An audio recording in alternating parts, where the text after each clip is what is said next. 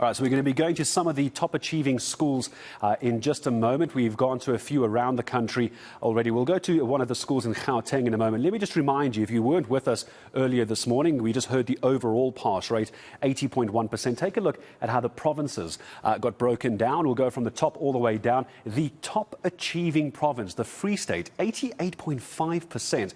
Now, that is very impressive, and I'll tell you why, because then you see the gap between the Free State and Gauteng. Gauteng 84.4%, and that's when the gaps start getting a lot smaller. Gauteng in second place, 83% for KZN, 81.4% for the Western Cape. So those top four provinces above 80%. Then we start getting down into the high 70s, the Northwest 79.8%, Eastern Cape 77.3, and Mpumalanga 76.8.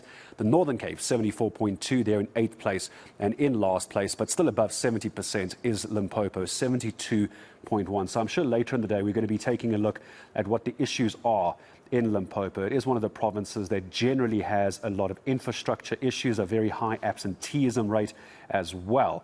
So it's not all surprising to see Limpopo down there, according to some experts. It is still up, but it's not perhaps where it should be, and you can see that gap between first place and 9th place as well. So now that we've set the scene as far as the provincial results are concerned, let's focus once again on Gauteng education. They are hosting the province's top matric achievers in Soshanguve later today, but for now matriculants heading to their former high schools to fetch their statements of results, their matric results, of course. Manqoba Mchunu is at the Katlehong Engineering School of Specialization, getting some reaction as well. I'm sure some very, very happy pupils and principals this morning. Manqoba, how are they feeling? I can tell you, Gareth, that it's pride everywhere here. The principal is quite proud. The teachers are proud of the achievement of the class of 2022. Of course, they're still trickling in. It's still early, Gareth. It's, round about 8 o'clock, and so they're still coming to get their results. Of course, we know the youth of today. They're not like us. They don't wake up like we used to do. But anyway, they're still coming, and they're quite excited. We've also seen parents coming here, Gareth, to support their children, to see how their children have performed. And I'm joined by the principal of this particular school. They got a 99% pass rate, Gareth. Just to get his excitement, principal, how are you feeling about the results? Surely you must be ecstatic.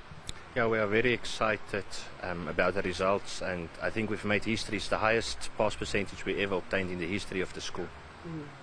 So I see we're in one of the areas where you do some of these specialization subjects. I know the specialization is in sciences, and more especially engineering and physical science. So that's not easy. How did you manage to pull a 99% pass rate? Yes, no, you are correct. We specialize in engineering as a school, and at the back you'll see we've got a lot of agricultural projects, because we believe as a school that learners must take part in project-based learning. So whatever we teach them in the workshops, they must come and apply it at the back. They can't just sit in the class the whole day.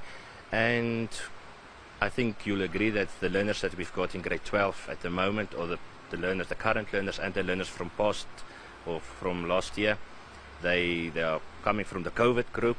And we are very fortunate. These learners were at school 7 days a week with their teachers. We took them away on a residential camp where we assisted them not only to study but also to relax. We've worked on study methods. And yeah, I'm just very fortunate to have a unique group of teachers and learners who worked hard towards this excellent results.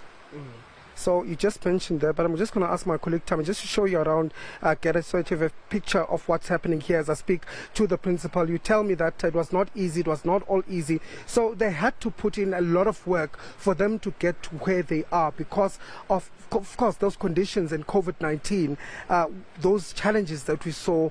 And how was it during that time?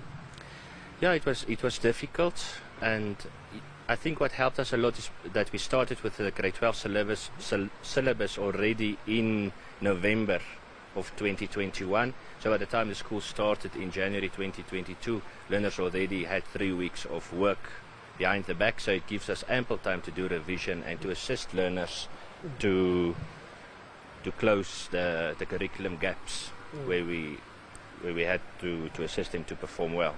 Okay, tell us about what we're seeing here. You said that this is one of the agricultural plants, but of course I know that it's not only what you provide to students, they also, have learners driving done here at school and so forth.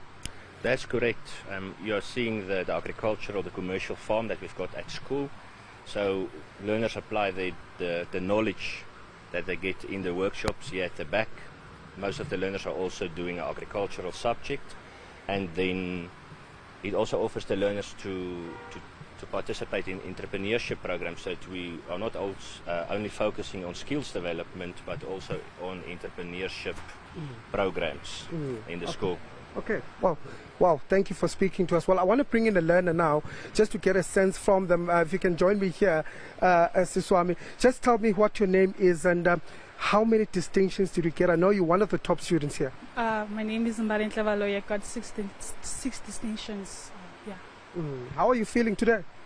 I'm so excited. I don't want to lie. It's overwhelming. All the hard work I've been, it paid off. All of it. It is overwhelming. I don't want to lie.